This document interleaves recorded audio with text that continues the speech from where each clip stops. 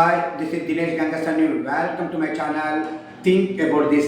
తెలంగాణ రాష్ట్రంలో ఈ నెల అనగా డిసెంబర్ 11, 14, 17 తారీఖులలో 3 దశల్లో జరగనున్నటువంటి గ్రామ పంచాయతీ ఎలక్షన్లలో సంబంధించి నామినేషన్ల పర్వం ఊపందుకుందండి.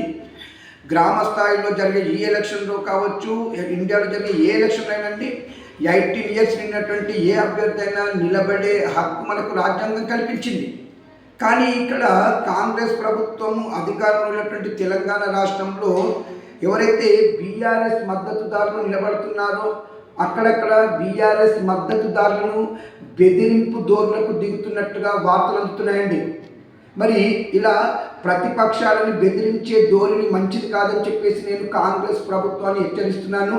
అవసరమైతే మీరు నిలబడి గెలిచే దమ్ముంటే గెలవండి, అంతేగాని బీఆర్ఎస్ తరఫున నిలబడుతున్నటువంటి మద్దతుదారులను బెదిరింపు ధోరణులకు దిగితే మాత్రం మంచిది కాదు. ఎప్పుడు మీ ప్రభుత్వమే ఉంటుందని విర్రవీయకండి. మున్ముందు వచ్చేది బీఆర్ఎస్ ప్రభుత్వమే, అది బాగా గుర్తుపెట్టుకొని మీరు మసులుకోవాలని నేను కాంగ్రెస్కు సూచిస్తున్నానండి. దీనిపైన మీ అభిప్రాయాన్ని నాకు కామెంట్ రూపంలో తెలియజేయండి. ఇట్లు దినేష్ గంగసాని.